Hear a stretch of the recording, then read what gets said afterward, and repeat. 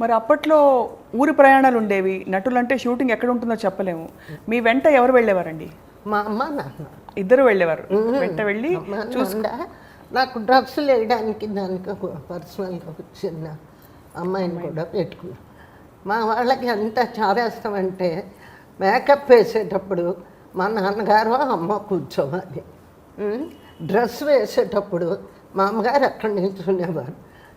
ఇక్కడ ఈ టైలర్ ఇక్కడ పట్టుకుంటే ఒకసారి పట్టుమని కొట్టే, నువ్వు జాకెట్ లోపల ఎందుకు వెళ్ళి పెడతావు అని.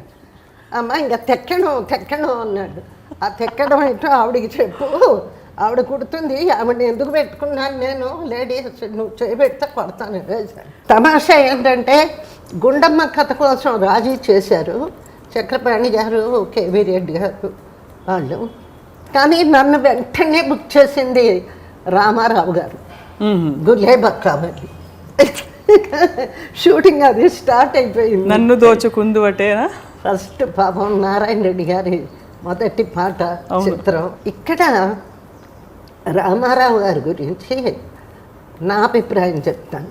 ఆయన కేవలం ఒక మహానటుడే కాదు, పౌరాణిక చిత్రాల్లో ఆయన సృష్టించినటువంటి ఒక సంచలనం.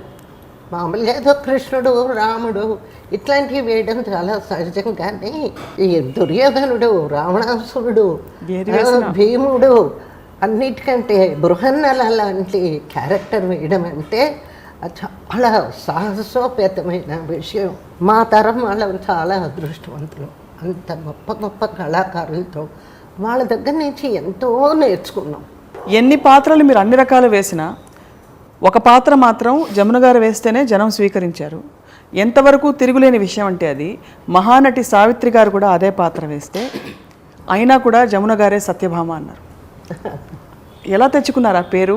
దానికోసం ప్రత్యేక కృషి. అంటే సత్యభామ ఎలా ఉంటుందో ఎవరు చూడలేదు, మిమ్మల్ని చూసే అర్థమైంది ఇలా ఉండుంటుంది కాబోసని. నా ఉద్దేశంలో సత్యభామ మనస్తత్వం ఇంచుమించు జమున పర్సనల్ మనస్తత్వం ఒకటిగా ఉందేమో అనిపిస్తుంది.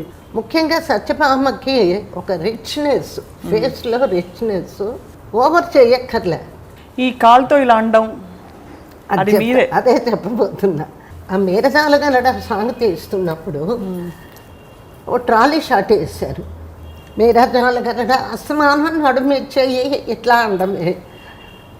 అందులో నేనేం చేశానంటే ట్రాలీ ముందుకి వెనక్కి వెళ్తుంటే సార్ కామేశ్వరరావు గారి దగ్గర రిక్వెస్ట్ చేసి, సార్ అస్తమానం ఇలాగే వేలంటే బాగుండదేమో, ఈ కాలుతో ఇట్లా గిరిగి ఇస్తాను, ఈ కాలు మీద నుంచి టిల్టప్ చేసి కెమెరా బ్యాక్ వెళ్తే బాగుంటుందేమో, అది చూడండి ఒకసారి చేసి చూపి చెయ్యమ్మా అన్నారు. మేరజాలగలడని ఆ కాలు అంటే ఎడం కాలుతో ఒక గీత గీసినా కూడా కృష్ణుడు జవదాత్తం. అలాగే ఒక సజెషన్ ఇస్తే ఆయన ఎంత స్పోర్టివ్గా తీసుకోవడమే కాకుండా మరి ఈ రోజున ఆ కాలునే మెచ్చుకుంటున్నారు అందరూ.